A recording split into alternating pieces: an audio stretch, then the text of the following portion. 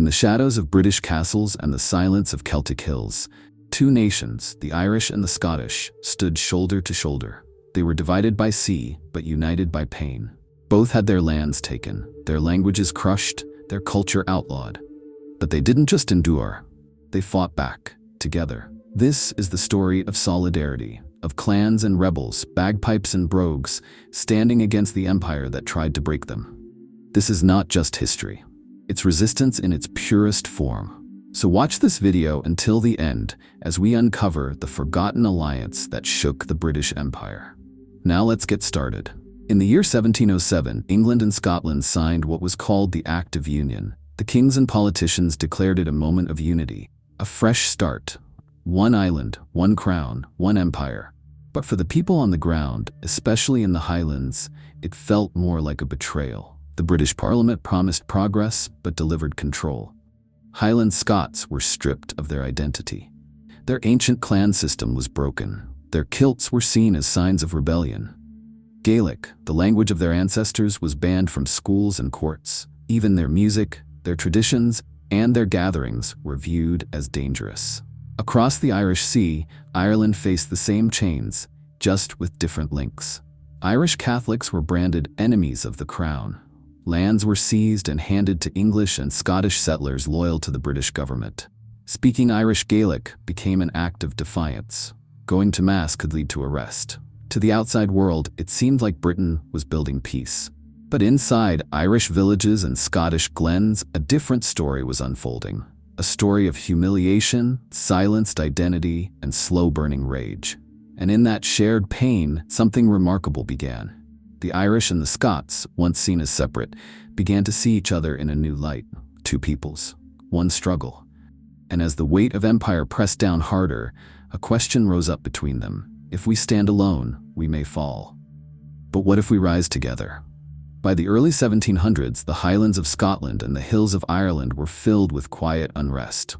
Two nations, bruised by empire, longed for something more: freedom, dignity, and the return of a lost way of life.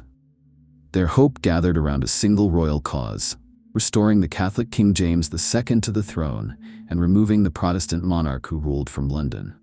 To some, it was about religion, but to most, it was about resistance. A symbol that maybe, just maybe, they could turn back the tide of British rule. This movement sparked the Jacobite Risings, two major uprisings in 1715 and 1745. The Scottish clans, proud and fierce, raised their banners once more. Swords were sharpened, bagpipes played, and this time they weren't alone. Irish brigades crossed the sea to join them, not just with weapons but with fire in their hearts. In battles like Prestonpans, they charged side by side, shocking British troops. At Stirling Castle, Irish and Scottish forces joined in siege, fighting with brains and bravery. They shared food, shared plans, shared blood. At the center stood Bonnie Prince Charlie, backed by both nations, dreaming of a freer, older Britain. But in 1746, it all collapsed at Culloden.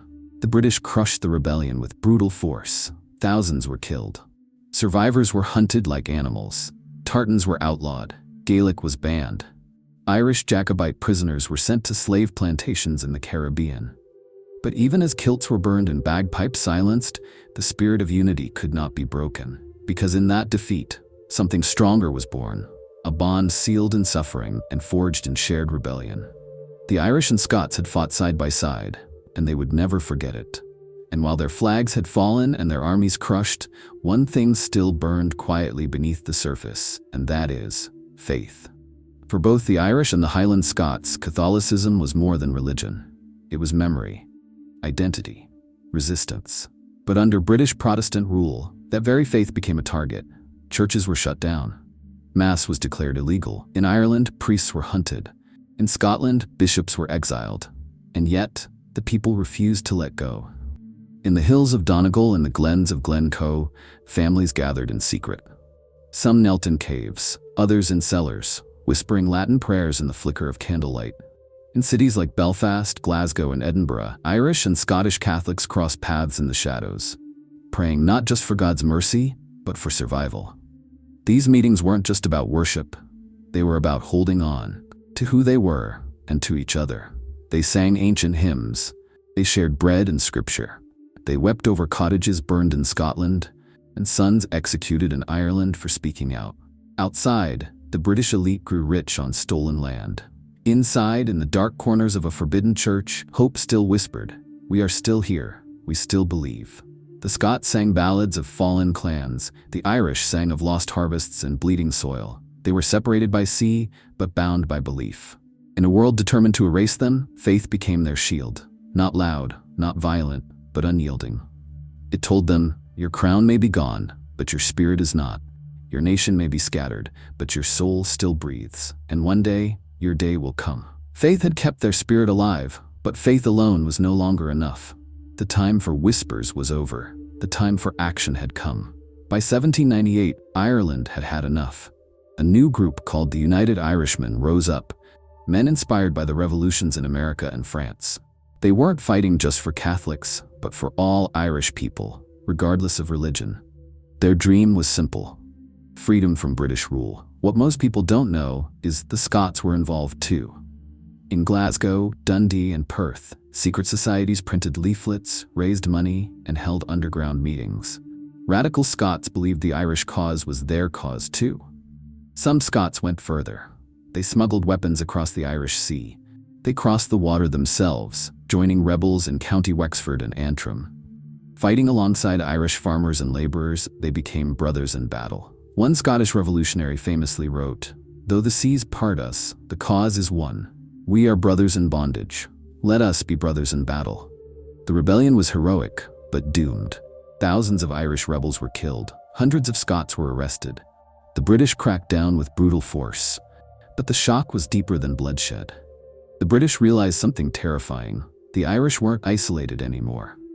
They had allies, connected by pain, connected by purpose. The Celtic bond had turned into something more, a revolutionary alliance. Their struggle no longer belonged to just the hills of Ireland or the glens of Scotland. It followed them across oceans, into battles not their own, for empires that never fought for them. In the 1800s, the British Empire was everywhere. India, Africa, Canada, the Caribbean, and in almost every colonial army, there were two familiar faces, the Irish and the Scots. Some were forced to fight, pressed into service after losing their land or arrested for minor crimes. Others joined to escape poverty, hunger, or prison. For many, there were no other options. But no matter how they got there, one thing was clear: they found each other. In the trenches of Crimea, in the hills of Sudan, and in the jungles of Burma, Irish and Scottish soldiers shared rations, shared jokes in Gaelic, shared flasks of whiskey passed under moonlight. They also shared anger at English officers who mocked their accents, at missions that made no sense, at orders that sent them charging into bullets for someone else's empire. In South America, some broke away entirely, joining revolutionaries like Simón Bolívar to fight against colonialism. In the American Civil War, Irish and Scottish immigrants fought side by side in the Union Army, battling for freedom once more, this time on new soil. But even as they fought under foreign flags, their minds wandered home, to misty highlands, to green Irish fields, and to the hope that one day they'd fight not for empire, but for freedom. Now let's return to the heart of the homeland, where the fight for freedom burst into full flame. On Easter morning in 1916, gunfire echoed through the streets of Dublin as Irish rebels seized key buildings, raised the tricolour flag, and declared independence from the British Empire. It was bold, it was dangerous, and it wasn't just an Irish story. In Glasgow and Edinburgh, the Irish diaspora stirred. Many had left Ireland after the famine, but never left Ireland in their hearts. Now they rallied to support the Easter Rising. Scottish-Irish communities held secret meetings. They collected coins in pubs and union halls. Some even sent guns. Others went to Dublin to fight. And among the rebel leaders stood a man who perfectly embodied both nations: James Connolly. Born in Edinburgh to Irish parents, Connolly spoke with a Scottish accent, was shaped by Scottish socialist movements, and believed workers, Irish and Scottish alike, deserved justice. He organized strikes in both countries. He saw no line between the working poor in Dublin and those in Glasgow. After the Rising failed, Connolly was badly wounded, unable to stand. The British tied him to a chair and executed him. His death shocked Ireland, but it broke something in Scotland too. Because this wasn't just the fall of a rebel. It was the silencing of a bridge between two nations that had long stood side by side. In the late 19th and early 20th centuries, waves of Irish immigrants flooded into Scotland, especially into Glasgow, Paisley, and parts of Edinburgh. They came with empty pockets and broken hearts, fleeing famine, poverty, and British oppression. At first, the reception wasn't warm. Scottish newspapers warned of Catholic takeovers. Poor Scots feared job competition. Politicians stirred tension. But over time, something powerful happened.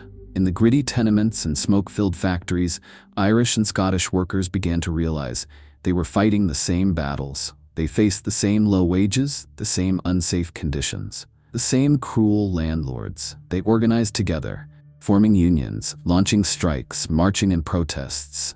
In the face of police batons, they stood shoulder to shoulder. Friendship turned into family. They married each other, baptized their children in each other's churches, drank together, mourned together, celebrated together.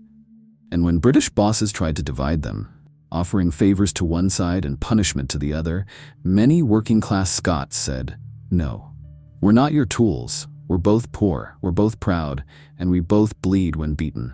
What began as suspicion turned into unity. A quiet, stubborn, unbreakable alliance forged in poverty, struggle, and human dignity. But unity wasn't just built in protests and picket lines. It lived in language, music, and memory. The British Empire tried more than military control. It tried cultural erasure. In Scotland, they banned tartans, clan gatherings, and Highland music. In Ireland, they outlawed the speaking of Gaelic, shut down hedge schools, and replaced Irish songs with English ones. But the Celtic spirit didn't die. Instead, it found shelter in each other. Scottish printers, working in backstreet presses, quietly produced Irish poetry and Catholic pamphlets. Irish teachers, especially those who fled to Scotland, began teaching Gaelic stories and myths to the next generation. In the alleyways of Glasgow, children danced to jigs and reels. In Belfast, the bagpipe sound blended with the Irish bodhrán. The music flowed across the sea, unbothered by borders. By the 20th century, something beautiful emerged. Irish pubs in Glasgow, Scottish Highland Games hosted in Belfast, joint festivals of Celtic heritage. Not as tourist attractions, but as acts of survival. Together, they kept ancient tongues alive. Together, they wore what was once banned. Together, they reminded the world, "You can take our flags, our kings, even our homes, but you will never take our spirit." The shamrock and the tartan stood, not as enemies, but as brothers in cultural resistance. But even as songs survived and traditions endured, a darker storm was brewing. From the late 1960s to the 1990s, Northern Ireland was consumed by violence. The world called it the Troubles. It was more than politics. It was identity, history, faith, and trauma, all boiling over. And yet again, Scotland was watching. In Glasgow, Dundee, and Edinburgh, many Irish families still had strong roots. As bombs exploded in Belfast and Londonderry, Scottish homes opened their doors to refugees, women and children fleeing the chaos. Scottish activists marched for peace. Catholic priests and Protestant ministers from both sides worked together in secret to stop the bloodshed. Some Scots joined the Irish Republican movement, smuggling supplies or marching under banners that said, "An injury to one is an injury to all." But not everyone took sides in politics. Many simply stood for humanity. And even today, long after the peace process, you'll still see the echoes. Irish flags waving in Scottish football stadiums, Scottish accents ordering Guinness in Belfast pubs, Celtic crosses carved into stone bridging old wounds. It's not just nostalgia, it's memory. It's a deep understanding that even through the darkest nights, they were never alone. And through shared scars, the bond only grew stronger. The Irish and Scottish are not twins. Their languages are different. Their politics have often clashed. Their paths at times have pulled in opposite directions. But when faced with empire, with injustice, with the silencing of their identity, they often turn toward each other, not away. From the misty hills of the Highlands to the rebel streets of Dublin, they found common ground in defiance. In the Jacobite Risings, they rose together. In the 1798 rebellion, they planned together. In the factories of Glasgow, they labored together. They didn't always win, but they never surrendered, because the true power of the Irish and Scottish people was never just in their weapons, it was in their unity.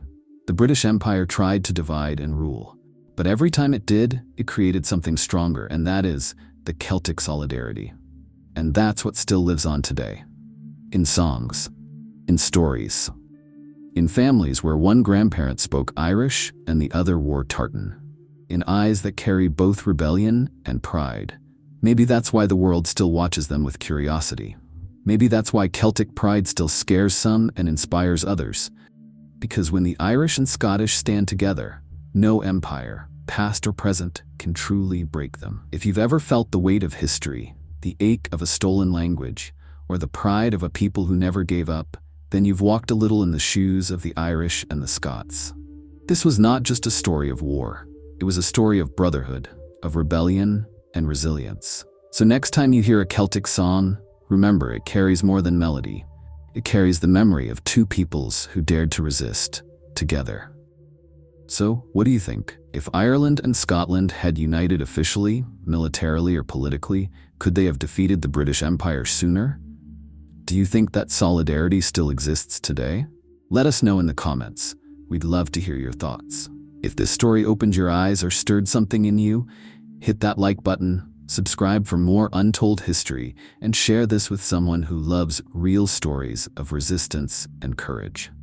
Because sometimes the most powerful part of history is the conversation it inspires. Thanks for watching, and see you in the next video.